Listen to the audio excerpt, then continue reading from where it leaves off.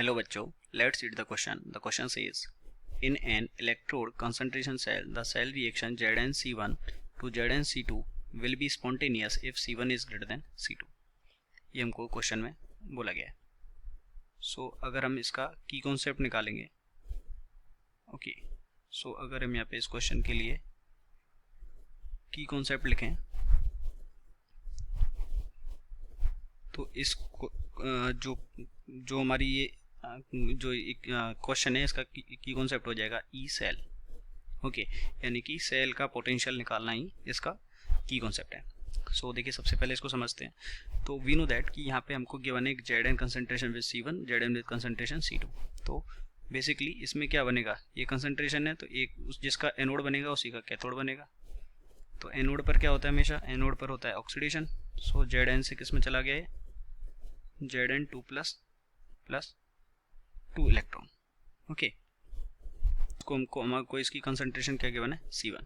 Okay, और ऐसे ही अगर हम कैथोड पर बात करें, कैथोड पर क्या रहा होगा, जिसकी कंसंट्रेशन C2 है वो इन दो इलेक्ट्रॉन को लेगा और वो यहाँ से क्या बना देगा, Zn बना देगा.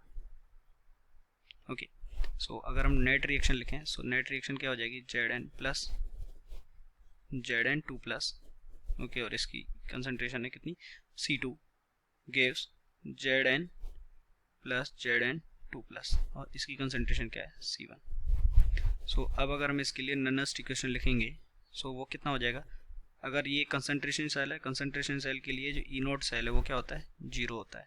तो यहाँ से हमारे पास जो ननस्ट इक्वेशन है वो क्या आ जाएगा, E cell equals to E naught cell. E naught cell की वैल्यू कितनी है, 0. तो 0 माइनस 0.059 अपॉन यहाँ पे कितने इलेक्ट्रॉन है, 2 इलेक्ट्रॉन का ट्रांसफर हो रहा है, upon n into log of ये कितना हो जाएगा, प्रोडक्ट अपॉन रिएक्टेंट, यानी कि C1 अपॉन C2.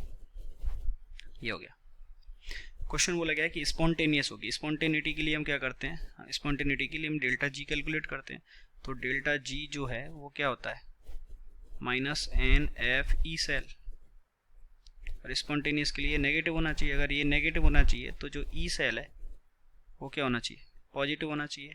तो ये जो अगर ई सेल पॉजिटिव कब होगा, ये पूरा ये पॉजिटिव कब होगा कि जो ये लॉग C1 अपॉन C2 है, log of C1 upon C2 है, अगर ये नेगेटिव हो जाए, अगर ये नेगेटिव हो जाए तो ये, अगर ये नेगेटिव हो जाए तो ये क्या हो जाएगा, ये वैल्यू नेगेटिव टोटल पॉजिटिव हो जाएगी.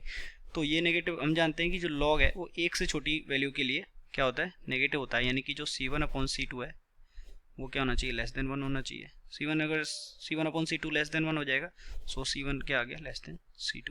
क्वेश्चन में हमारा आंसर आ गया. यानी कि C1 अगर C2 से छोटा है तो इनर्ट सेल क्या होगा, पॉजिटिव होगा, और डेल्टा जी क्या होगा, नेगेटिव होगा. तो जो रिएक्शन है वो क्या होगी, स्पॉन्टेनियस होगी. तो क्वेश्चन बोला गया है कि C1 is greater than C2 है, लेकिन यहाँ पे C1 is less than C2 है. सो ये स्टेटमेंट क्या हो गया, फॉल्स हो गया. Hence the given statement is false. Hope you understood it well. Best of luck.